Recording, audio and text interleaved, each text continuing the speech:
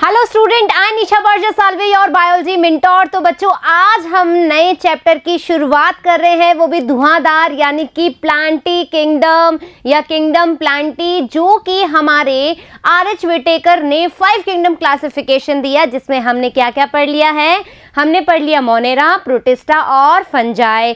तो आज किसकी बारी है? हम बात कर रहे हैं हमारे न्यू चैप्टर की, जिसमें हम किंगडम प्लांटी के पूरे फीचर्स क्या हैं, रिप्रोडक्शन कैसा होता है, इन सब चीजों के बारे में बात करेंगे। Right everyone? So now start kingdom Plantae.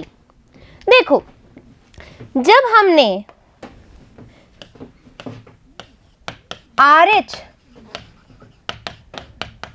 Whittaker sir के द्वारा 5 किंगडम क्लासिफिकेशन दिया था, राइट, जिसमें हमने मोनेरा की बात करी, फिर प्रोटिस्टा की बात करी, फिर हमने फंजाई की बात करी, फिर हमने प्लांटी की बात करी एंड एनिमेलिया, राइट। तो चूंकि हमारा मोनेरा में क्या आ रहा था, यूनिसेल्यूलर प्रोकैरियोट्स, यहां पर यूनिसेल्यूलर यूकैरियोट्स, इसमें क्या था, प्रोटिस्टा के अंदर कोई भी बाउंड्री क्लियर नहीं थी, जिसमें हम एनिमल भी ले रहे थे, प्लांटी भी ले रहे थे, फंजाई भी ले रहे थे, राइट। ये सारी चीजें हम ऑलरेडी डिस्कस कर चुके हैं। फंजाई की बात करें तो हम बोल रहे थे मल्टी सेल्यूलर, ठीक है, ऑर्गेनिज्म ले रहे हैं। प्लांटी कैसा कैसा हो सकता है, मेन मुद्दा जो है बात करने का वो है ये, राइट। प्लांटी के बारे में हम बात करें तो ये कैसा होगा बच्चों, मल्टी सेल्यूलर, यूकैरियोटिक या यूकैरियोट। फिर हम बात करें सेल वॉल प्रेजेंट है, बेसिकली किसकी, सेल्यूलोज की। फिर हमने क्या बोला, यहां पर मेम्ब्रेन बाउंड ऑर्गेनेली आपको देखने को मिलेगा, क्लोरोप्लास्ट। इंपॉर्टेंट चीज क्या है, कैसे डिफरेंशिएट करते हैं, हम बोलेंगे यहां पर हमारे पिगमेंट्स प्रेजेंट होते हैं, ठीक है। कौन कौन से pigments, basically chlorophyll a and chlorophyll b, ये बेसिक है। फिर इसके अलावा हम बात करें तो भैया क्लोरोफिल सी भी हमें देखने को मिलेगा, क्लोरोफिल डी भी हमें देखने को मिलेगा। इसके अलावा ज़ैंथोफिल, इसके अलावा हम बात करें कैरोटीन, राइट। इस तरीके से हमें बहुत सारी चीजें जो है प्लांटी किंगडम में देखने को मिलेगी। Is that clear? तो सेल वॉल की प्रेजेंस हम बोल रहे हैं, यहां पर मेम्ब्रेन बाउंड ऑर्गेनेली प्रेजेंट है। इसके अलावा पिगमेंटेशन के द्वारा, और इसी के साथ में RFM, रिजर्व फूड मटेरियल कैसा कैसा हो सकता है। बेसिकली हम बात करें तो स्टार्च, राइट। तो ये सारी चीजें हम फर्दर प्लांटी किंगडम में पढ़ेंगे। नाउ हम बात करें तो kingdom Plantae includes all multicellular eukaryotic photosynthetic organism. भाई फोटोसिंथेटिक क्यों बोल रहे हैं, पिगमेंट्स हैं, राइट। पिगमेंट्स हैं तो वो क्या करेंगे, फोटोसिंथेसिस रिएक्शन देंगे। तो ये इंपॉर्टेंट बात हो गई। Grouped as algae bryophytes. अब क्या हुआ, अब हमने बोला प्लांटी को हमने लिया, अब प्लांटी किंगडम भी तो किसी चीज में डिवाइडेड है, राइट। प्लांटी किंगडम भी तो किसी चीज में डिवाइड है, कैसे कैसे डिवाइडेड है, आ जाओ। एल्गी, ब्रायोफाइट्स,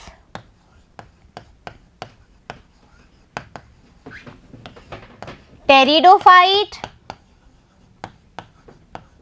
ये सीक्वेंस भी हमें याद रखना है मेरे प्यारे बच्चों, सीक्वेंस बहुत जरूरी है। क्यों जरूरी है, हम बात करेंगे। Gymnosperm and angiosperm, angiosperm. क्या हुआ, हमने बोला कि प्लांट किंगडम भी डेवलपमेंट के आधार पर, राइट, डेवलपमेंट के आधार पर हम बात करें तो मोस्ट प्रिमिटिव क्या होगा, मोस्ट प्रिमिटिव है। कैसा है, मोस्ट प्रिमिटिव है। और यदि यही अरेंजमेंट हम देखें इधर से इधर तक, तो एंजियोस्पर्म कैसा है, मोस्ट एडवांस्ड प्लांट है।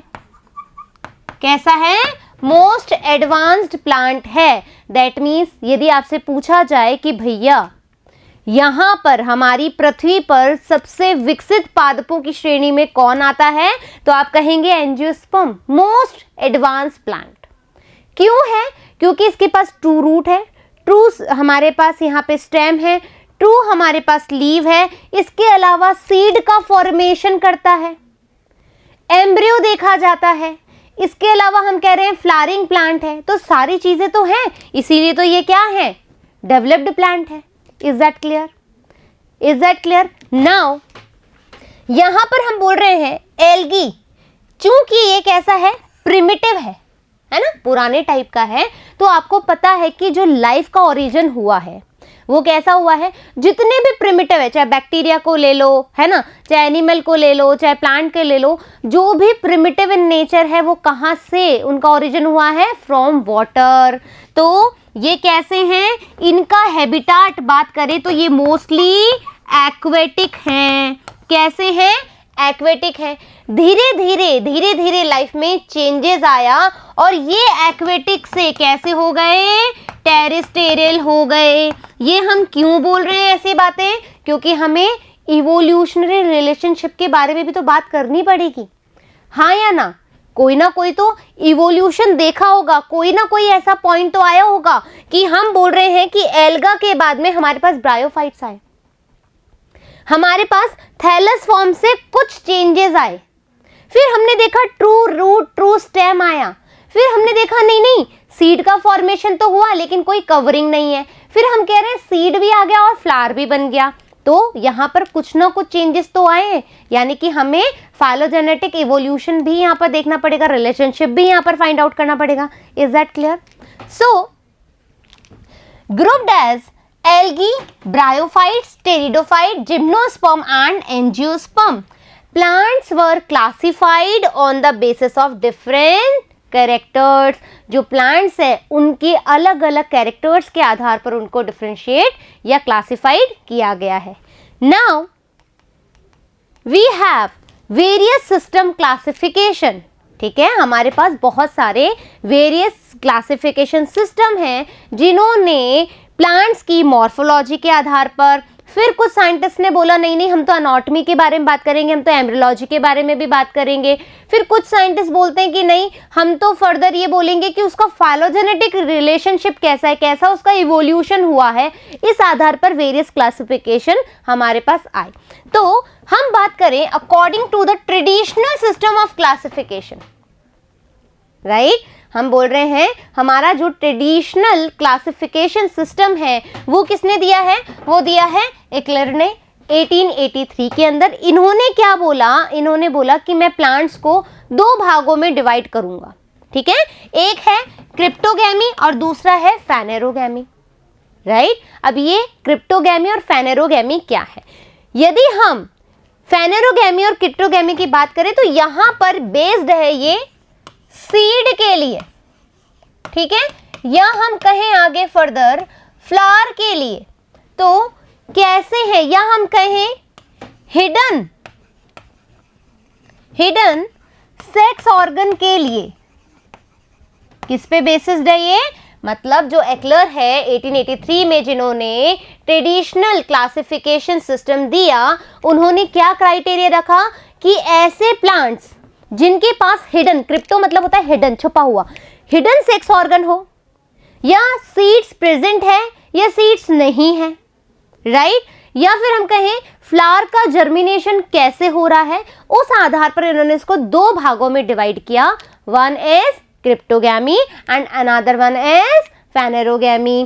क्रिप्टोगैमी क्या हुआ, जिसके पास नो सीड या नो फ्लावर, ठीक है, या hidden sex organ. Is that clear? 3 criteria we have, hidden sex organ, no seed, no flower. तो क्रिप्टोगैमी में सीधी सीधी सी बात है, कोई रटने की जरूरत नहीं है। क्या आएगा? थैलोफाइटा। थैलोफाइटा क्या होते हैं? एल्गी। क्यों? क्योंकि ऐसे प्लांट, ध्यान से सुनेंगे ये डेफिनेशन, ऐसे प्लांट जो कि फर्दर डिवाइड नहीं होते ट्रू स्टेम में, ट्रू रूट में और ट्रू लीव्स के अंदर, वो कैसे संरचना में होते हैं? वो होते हैं थैलस नुमा संरचना में, उसको हम बोलते हैं थैलॉइड। Is that clear? तो ऐसे प्लांट जो कि डिवाइड नहीं होंगे true root, true stem, true leaves में, वो थैलॉइड में आते हैं। तो एल्गा, फंजाई एंड लाइकेन्स, ये कैसे हैं? क्रिप्टोगैमी के अंदर आते हैं, क्रिप्टोगैम्स हैं। नाउ टेरिडोफाइटा एंड ब्रायोफाइटा, ये भी कैसे हैं? यहां पर अभी तक कोई सीड नहीं देखा गया, राइट? यहां पर कोई फ्लावर नहीं है और हिडन सेक्स ऑर्गन इनमें प्रेजेंट होते हैं। इन केस ऑफ फेनेरोगैमी, फेनेरोगैमी में तुम देखोगे तो जिम्नोस्पर्म एंड एंजियोस्पर्म, यहां पर अपने पास सीड तो आ गया था बट अनकोटेड था, कोटिंग नहीं थी किसी तरीके की, बट सीड तो था। Is that clear? सीड तो था, एम्ब्रियो का डेवलपमेंट हो गया था, फ्लावर भी प्रेजेंट था, तो यानी कि सेक्स ऑर्गन भी हिडन नहीं थे। तो यहां पर हम क्या बोलेंगे? फेनेरोगैमी में क्या होना रहा है? Gymnosperm and angiosperm. एंजियोस्पर्म भी सीड के आधार पर monocot and dicot. Done. So cryptogam, no seed, it include algae, bryophyte, pteridophyte. Phanerogams with seeds, it includes gymnosperm and angiosperm. अब बच्चों, ये तो हमने सीख लिया क्रिप्टोगैम क्या होता है ना? फेनेरोगैम क्या है? कुछ टर्मिनोलॉजी आती है आपके नीट के एग्जाम में, जो आप बोलोगे, जैसे मैंने बोला कि बताओ ट्रैक्योफाइट कौन से हैं, ऐसे प्लांट बताओ जो ट्रैक्योफाइट है, वेस्कुलर है, ऐसे प्लांट्स बताओ। तो आप बोलोगे अरे मैम ये कौन सी टर्म्स हैं? तो इन टर्म्स को समझने के लिए अपन देखेंगे, सबसे पहले बात करेंगे हम एम्ब्रियो बेसिस पे, राइट? ऐसे प्लांट्स या ऐसे ग्रुप्स जिसमें एम्ब्रियो है और एम्ब्रियो नहीं है, बेस्ड ऑन एम्ब्रियो। तो एम्ब्रियो जिसमें है वो कहलाते हैं एम्ब्रोफाइट्स, यानी कि हम बोल सकते हैं यहां पर एम्ब्रियो जो है, ठीक है, प्रेजेंट है। क्या है? एम्ब्रियो यहां पर प्रेजेंट है। इन केस ऑफ नॉन एम्ब्रियोफाइट तो हम क्या बोलेंगे? एब्सेंट है। क्या बोलेंगे? एब्सेंट है। तो आपको बता दूं क्वेश्चंस कैसे कैसे आएंगे, जब अपन एल्गी स्टार्ट करेंगे तब तुम्हें पता लगेगा मैम ने ये सारी चीजें क्यों बताई। Terminology it's a very very important thing, आपको पता होना चाहिए कब अपन एम्ब्रियोफाइट बोल रहे हैं, कब अपन नॉन एम्ब्रियोफाइट बोल रहे हैं। तो नॉन एम्ब्रियोफाइट्स में एल्गी, एल्गी में कोई एम्ब्रियो नहीं आता, कोई एम्ब्रियो फॉर्मेशन नहीं हुआ था। जब अब इसकी लाइफ साइकिल पढ़ेंगे, जब तुम्हें और क्लियर मैं करवा दूंगी। ब्रायोफाइट्स, टेरिडोफाइट, जिम्नोस्पर्म, एंजियोस्पर्म, ये क्या है? एम्ब्रियोफाइट्स, यानी कि इनमें एम्ब्रियो का फॉर्मेशन हो गया था। Is that clear? Any doubt here? तो क्रिप्टोगैम, फेनेरोगैम, राइट? अब हम बात करें, अभी क्वेश्चंस आएंगे इसलिए ध्यान रखना, मैं बार बार जोर दे रही हूं। वेस्कुलर या कंडक्टिंग सिस्टम, यानी कि जाइलम और फ्लोएम है या नहीं है। हमने बोला ऐसे प्लांट्स के बारे में बात कर रहे हैं जिसमें जाइलम या फ्लोएम है भी या नहीं है। तो जो जाइलम और फ्लोएम जिसमें प्रेजेंट होगा, ठीक है, जहां पर प्रेजेंट है वेस्कुलर सिस्टम, वो कौन सा होगा? ट्रैकियोफाइट। कौन से होंगे? ट्रैकियोफाइट। और जिसके अंदर ट्रैकियोफाइट या जाइलम, फ्लोएम या कंडक्टिंग सिस्टम एब्सेंट होगा, वो होंगे हमारे अट्रैकियोफाइट। अ का मतलब होता है अभाव, यानी कि विदाउट, जिसके पास कोई भी वेस्कुलर सिस्टम नहीं है, अट्रैकियोफाइट में आएंगे। कौन कौन से एग्जाम्पल है? Algae and bryophytes. एल्गी और ब्रायोफाइट्स क्या हैं? अट्रैकियोफाइट हैं। क्या है? अट्रैकियोफाइट। यदि मैं ट्रैकियोफाइट्स की बात करूं तो आप बोल सकते हो टेरिडोफाइट, टेरिडोफाइट्स। फिर हम बोल सकते हैं जिम्नोस्पर्म, फिर हम बोल सकते हैं एंजियोस्पर्म, इज दैट क्लियर? अभी मैं क्वेश्चन पूछूंगी थोड़ी देर बाद में ही। फिर हम बोलते हैं स्पर्मेटोफाइट और अस्पर्मेटोफाइट। तो यहां पर हम बोल रहे हैं बेसिकली सीड के फॉर्मेशन के बेसिस पे, राइट? क्या बोल रहे हैं कि सीड का फॉर्मेशन हमने इसका आधार लिया है, सीड के फॉर्मेशन का हमने आधार लिया है। तो स्पर्मेटोफाइट्स कब होंगे? जब स्पर्म प्रेजेंट होंगे, जब स्पर्म प्रेजेंट होंगे, या हम कहेंगे सीड फॉर्मेशन होगा, स्पर्म तो नहीं बोलेंगे, सीड फॉर्मेशन जब प्रेजेंट होगा तो स्पर्मेटोफाइट्स, और जब सीड एब्सेंट होंगे या सीड का फॉर्मेशन नहीं होगा तो अस्पर्मेटोफाइट। क्या होगा? देखो, आपको मैंने बताया था algae, bryophytes and pteridophytes. Pteridophytes ऐसे प्लांट्स हैं जिनमें क्या हुआ? सीड का फॉर्मेशन नहीं हुआ है। Now clear? Now we have artificial system of classification, जो आपकी एनसीईआरटी में आराम से दे रखा है, ठीक है? क्या हुआ? आर्टिफिशियल सिस्टम ऑफ क्लासिफिकेशन में जो लिए गए कैरेक्टर वो क्या थे? वो थे हमारे सिंपल मॉर्फोलॉजिकल कैरेक्टर्स और ऑब्जर्वेबल, जो इजीली दिखाई दे रहे हो, या external features of a plants, ठीक है? एक्सटर्नल मॉर्फोलॉजिकल कैरेक्टर्स को देख करके आर्टिफिशियल क्लासिफिकेशन के अंदर अरिस्टोटल और लीनियस ने बोला कि इस तरीके से मैं प्लांट को डिवाइड करूंगा। तो आर्टिफिशियल क्लासिफिकेशन में बेसिकली हमने क्या देखा? सिंपल मॉर्फोलॉजिकल कैरेक्टर्स हमने देखे। Is that clear? अब एक और चीज यहां पर जो याद करने वाली बात है, इन्होंने जो वेजिटेटिव कैरेक्टर थे, वेजिटेटिव कैरेक्टर्स थे इक्वल्स टू रिप्रोडक्टिव कैरेक्टर्स, यानी कि वेजिटेटिव और रिप्रोडक्टिव कैरेक्टर को इन्होंने बराबर रखा, कोई डिफरेंशिएट नहीं किया। लेकिन क्या आप मानते हो ऐसा होता है? वेजिटेटिव कैरेक्टर इजीली स्टेबल तो नहीं रहते, क्या करते हैं? मॉडिफाई करते रहते हैं अपने आप को। लीव्स मॉडिफाई हो जाती है, स्टेम मॉडिफाई हो जाता है, रूट मॉडिफाई हो जाता है according to the external environment, according to the need, right? तो हम नहीं कह सकते वेजिटेटिव कैरेक्टर रिप्रोडक्टिव कैरेक्टर के बराबर होंगे, नहीं। तो इसका ड्रॉबैक यही था, किसका? आर्टिफिशियल क्लासिफिकेशन का। इसके अलावा एक और बात इंपॉर्टेंट, जो स्पर्मेटोफाइट वाली बात बोली, ठीक है, वो किसने बताई? लीनियस ने, ठीक है, लीनियस सर ने बताई। और इसीलिए आर्टिफिशियल क्लासिफिकेशन ऑफ सिस्टम या आर्टिफिशियल सिस्टम ऑफ क्लासिफिकेशन को हम सेक्स सिस्टम क्लासिफिकेशन के नाम से भी जानते हैं। ये याद रखने योग्य बातें हैं। Is that clear? Any doubt here? तो अरिस्टोटल ने दिया, लीनियस ने दिया आर्टिफिशियल क्लासिफिकेशन। इसमें क्या बताया? सिंपल मॉर्फोलॉजिकल ऑब्जर्वेबल कैरेक्टर्स के बारे में बताया। और क्या डिसएडवांटेज रहा? वेजिटेटिव और रिप्रोडक्टिव कैरेक्टर्स को एक बराबर रखा, कोई डिफरेंशिएशन नहीं करा। Now we have natural system of classification. यहां पर जो दिया है बेंथम एंड हुकर ने, याद करो वो चैप्टर पहला लिविंग वर्ल्ड जो हमने पढ़ लिया है। लिविंग वर्ल्ड में जब हमने कहा था कि जो वर्गीकी सहायक है, जिसमें हमने सबसे पहले हर्बेरियम पढ़ा था, तो हर्बेरियम शीट्स का जो अरेंजमेंट था वो कैसे किया गया था? बेंथम और हुकर क्लासिफिकेशन के द्वारा। और आपसे पूछा जाए कि बेंथम और हुकर क्लासिफिकेशन कैसा क्लासिफिकेशन है? अरे भाई नेचुरल क्लासिफिकेशन है। तो नेचुरल सिस्टम ऑफ क्लासिफिकेशन किसने दिया है? बेंथम एंड हुकर ने। और ये कहाँ अप्लाई कर रहे हैं अपन? हर्बेरियम में अप्लाई कर रहे हैं।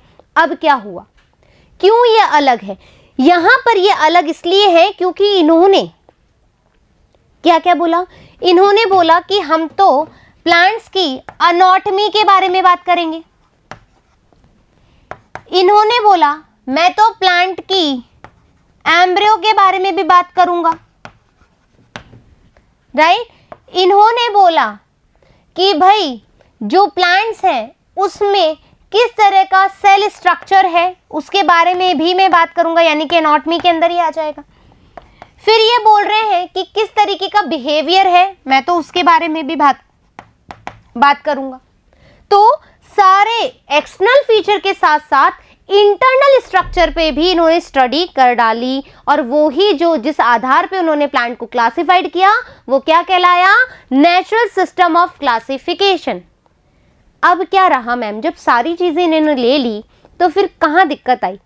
यहाँ पर इनकी जो दिक्कत आई वो आई फाइलोजेनेटिक इवोल्यूशन या फाइलोजेनेटिक रिलेशनशिप को इन्होंने नहीं बताया, या इन्होंने क्या बताया कि जो भी ऑर्गेनिज्म थे मेरे बच्चों, जो भी ऑर्गेनिज्म इन्होंने चूज किए उसके बीच में इन्होंने नेचुरल रिलेशनशिप तो बताया। आई अगेन रिपीट, बेंथम और हुकर ने नेचुरल क्लासिफिकेशन के द्वारा उन ऑर्गेनिज्म के बीच में नेचुरल रिलेशनशिप तो बताया, बट कोई भी फाइलोजेनिक रिलेशनशिप उन्होंने डिस्क्राइब नहीं किया, और ये एक छोटू सा ही ड्रॉबैक था इनके सिस्टम का। Is that clear? लेकिन ये वाइडली एक्सेप्टेड है। Now we have difference between artificial system and natural system. क्या कहता है? दिस सिस्टम यूटिलाइज वन और टू मॉर्फोलॉजिकल ट्रेट। इन्होंने क्या लिया, मतलब जो आर्टिफिशियल क्लासिफिकेशन किया गया लीनियस और अरिस्टोटल के द्वारा, उन्होंने 2 या 1 मॉर्फोलॉजिकल ट्रेट्स के आधार पे उसको फर्दर क्लासिफाइड किया। लेकिन in the case of natural system, this system employees several morphological characters for grouping of organism. इन्होंने ऑर्गेनिज्म को ग्रुप करने के लिए 2 से ज्यादा ट्रेट्स को यूज किया। Now clear? Again point, may use habit and habitat as criteria of grouping. Criteria of grouping, grouping का criteria इन्होंने क्या लिया कि उस ऑर्गेनिज्म का हैबिट और हैबिटाट कैसा है। बट नेचुरल सिस्टम में हैबिट और हैबिटाट को कैसे लिया, क्लासिफिकेशन के तौर पर लिया। मतलब उस ऑर्गेनिज्म को क्लासिफाइड करने के लिए उसका हैबिट और हैबिटाट देखा, और इन्होंने ग्रुपिंग करने के लिए उस ऑर्गेनिज्म का हैबिट और हैबिटाट देखा। Is that clear? We have 2 differences. First one is कि 1 और 2 ट्रेट लिए, इन्होंने बहुत सारे ट्रेट लिए। इन्होंने बोला हैबिट और हैबिटाट लिया क्योंकि ग्रुपिंग करनी थी क्राइटेरिया का। इन्होंने बोला कि नहीं, क्लासिफिकेशन का क्राइटेरिया हम तो हैबिट और हैबिटाट रखेंगे। Third, homology is never studied. इन्होंने होमोलॉजी को स्टडीड ही नहीं किया, ठीक है। लेकिन जो नेचुरल सिस्टम है उसमें सिमिलैरिटीज देखी गई। कहाँ कहाँ? कैरेक्टर्स में, morphological, anatomical, cytotaxonomy, molecular systematics, इसके अंदर इन्होंने होमोलॉजी की स्टडी किया। Now is often result in placing of unrelated organism in a group, क्योंकि इन्होंने कोई भी रिलेशनशिप शो ही नहीं करा। इन्होंने तो कैरेक्टर्स देखे और उसमें उसको रख दिया, कुछ भी नहीं देखा इन्होंने कि वो प्रोकैरियोट्स है, यूकैरियोट्स है, फोटोसिंथेटिक है, नॉन फोटोसिंथेटिक है, कुछ भी नहीं देखा। इन्होंने मॉर्फोलॉजिकल कैरेक्टर्स देखे, उठा के उसको उसमें रख दिया। तो सीधी सी बात है, जो अनरिलेटेड होगी वो एक ग्रुप में आ गई, और जो रिलेटेड थी वो सेपरेट हो गई। ये इसका ड्रॉबैक रहा। नेचुरल सिस्टम में there is a little chance of placing of unrelated organism. क्यों? क्योंकि मैंने क्या बोला था, इन्होंने नेचुरल रिलेशनशिप देखी ऑर्गेनिज्म के बीच में, तो इस आधार पर थोड़े चांस रहे या कम चांस रहे कि अनरिलेटेड स्पीशीज एक साथ आ गई हो, right. So related organism often get separated into different group. I already told you, related organisms are placed in the same groups. Now अब आगे क्या हुआ? हमने बोला कि जब एनाटॉमी देख ली, एम्ब्रियोलॉजी देख ली, हम उसकी साइटोटॉक्सी भी देख ली, हम उसका केमिकल अपीयरेंस भी देख लिए, तो ऐसा क्या हुआ? तो अब हुआ फाइलोजेनिक रिलेशनशिप पे कार्य करना। हालांकि वाइडली एक्सेप्टेड, जो बहुत ज़्यादा, मैं ये नहीं कह रही कि नेचुरल सिस्टम खराब था, बस उसमें फाइलोजेनेटिक रिलेशनशिप नहीं बताया गया, नेचुरल रिलेशनशिप पे ज्यादा जोर दिया। आपकी एनसीईआरटी में एक लाइन दे रखी है नेचुरल एफिनिटीज, याद रखेंगे। नेचुरल एफिनिटीज पे नेचुरल सिस्टम ऑफ क्लासिफिकेशन बना है जो कि बेंथम और हुकर ने दिया है, लेकिन फाइलोजेनेटिक रिलेशनशिप में हमने इवोल्यूशन के आधार पे देखा। कैसे देखा? अब जब फर्दर हम पढ़ेंगे तो भाई हम ग्रीन एल्गा की बात करें, ठीक है, ग्रीन एल्गा की बात करें तो कोई ना कोई यहां पर ऐसा लिंक ऑर्गेनिज्म रहा होगा जो फर्दर मॉसेस और लीवरवर्ट में या फिर वेस्कुलर प्लांट में बेटा। ऐसे ही तो नहीं हो कि ग्रीन एल्गी इवॉल्व हुआ और हमारे पास ब्रायोफाइट्स आ गया ना। ऐसा तो नहीं हुआ कि एल्गी से डायरेक्ट ही हमारे पास फर्स्ट वेस्कुलर प्लांट आ गया, नहीं। फिर हम बोल रहे हैं वेस्कुलर प्लांट में हमारे पास टेरिडोफाइट्स है, लेकिन फिर सीड प्लांट्स भी आ गए। ऐसा तो नहीं है टेरिडोफाइट से सीधा ही जिम्नोस्पर्म आ गया, कुछ ना कुछ बीच में लिंकिंग ऑर्गेनिज्म होंगे। तो कहने का क्या मतलब है यहां पर, मैं क्या कहना चाह रही हूं? मैं कहना चाह रही हूं कि जब इवोल्यूशन तुम देखते हो तो ये कभी भी स्ट्रेट लाइन में इवोल्यूशन नहीं देखा जाता। कभी भी इवोल्यूशन की स्टडी जो है ये फाइलोजेनेटिक ट्री है, ये बिल्कुल एग्जैक्ट लाइन है, ये एग्जैक्ट वर्ड है इसके लिए। फाइलोजेनेटिक ट्री हमेशा ब्रांच्ड होगा, कभी भी स्ट्रेट लाइन में नहीं होगा, क्योंकि इवोल्यूशन कभी भी स्ट्रेट होता ही नहीं है। कोई ना कोई लिंक ऑर्गेनिज्म, लिंक स्पीशीज होती है जो कि अलग जाकर के इवॉल्व होती है। Is that clear? तो फाइलोजेनेटिक रिलेशनशिप में क्या हुआ, या फाइलोजेनिक जो हमारा सिस्टम ऑफ क्लासिफिकेशन है वो एंगलर एंड प्रेंटल ने दिया, याद रखेंगे। किस पे दिया? इवोल्यूशनरी रिलेशनशिप पे। और इसी को, ये जो वर्ड्स हैं जो हाईलाइटेड किए गए, ऐसे ही नहीं किए गए, यहां पर इसको हम हंचिनसन सिस्टम के नाम से भी जानते हैं। क्या जानते हैं? हंचिनसन सिस्टम के नाम से भी हम इसको जानते हैं। Is that clear? डन। अब कुछ टेक्सोनॉमी की बात कर लें। क्या हुआ? हम बोलेंगे कीमोटेक्सोनॉमी, यानी कि हम यहां पर सीधी सी बात है केमिकल के एस्पेक्ट में बात कर रहे हैं, ठीक है, केमिकल के एस्पेक्ट में बात कर रहे हैं। तो यहां पर हम बोलेंगे कि it based on chemical constituent of plants, ठीक है। क्या क्या हो सकते हैं यहां पर हम बात करेंगे? एल्केलॉइड्स, टर्पेनॉइड्स, यानी कि कुल मिला के बोलूं तो सेकेंडरी मेटाबोलाइट्स, हाँ, तो उन पर हम बात करें। और इसी के साथ में जो कीमोटेक्सोनॉमी है, डीएनए सीक्वेंस, इंपॉर्टेंट क्वेश्चन आ चुका है। डीएनए सीक्वेंस पर तुमसे पूछा जा सकता है ऐसी टेक्सोनॉमी जहां पर डीएनए सीक्वेंस पर जोर दिया गया है, तो तुम कभी भी नहीं बोलोगे साइटोटेक्सोनॉमी, ना, कभी भी नहीं बोलोगे। साइटोटेक्सोनॉमी में क्या आ रहा है? क्रोमोसोम तो आ रहा है, तो तुम बोलोगे क्रोमोसोम आ रहा है, अच्छा अच्छा, डीएनए के बारे में यही बात होगी ना। डीएनए सीक्वेंस के बारे में बात हुई है कीमोटेक्सोनॉमी में, पॉइंट डाल लो, अपनी कॉपी में लिख लो। और फिर हम बात करें न्यूमेरिकल टेक्सोनॉमी। अब क्या हुआ? यहां पर हमने बहुत सारे ट्रेट्स लिए, ठीक है, और उनको कुछ कोड्स प्रोवाइड करा दिए, ठीक है। 100 ऑफ ट्रेट्स हमने लिया, उसको कुछ कोड्स प्रोवाइड करा दिए, जैसे कि हम बोल सकते हैं प्लस, हम बोल सकते हैं 0, हम बोल सकते हैं माइनस, हम बोल सकते हैं 1, है ना, अपन प्लस माइनस या फिर 0 1, ऐसे कुछ कोड्स ले लिए। कोड्स भी हमने कैसे लिए?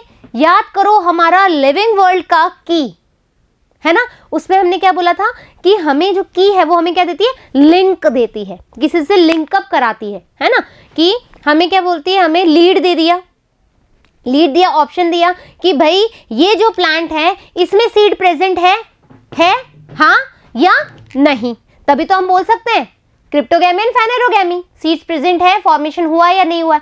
बोल रहा है हाँ, तो वो फर्दर आगे जाएगा, नहीं तो वो उससे फर्दर आगे जाएगा। वैसे ही जो न्यूमेरिकल टेक्सोनॉमी है बच्चों, उसके अंदर भी हम क्या बोल रहे हैं? कुछ ऐसे ही हमें लीड दिया जाता है जिसको अपन किस कोड्स के आधार पर डिस्ट्रीब्यूट या आगे स्टडी कर सकते हैं, राइट। तो includes classification on the basis of observable characters.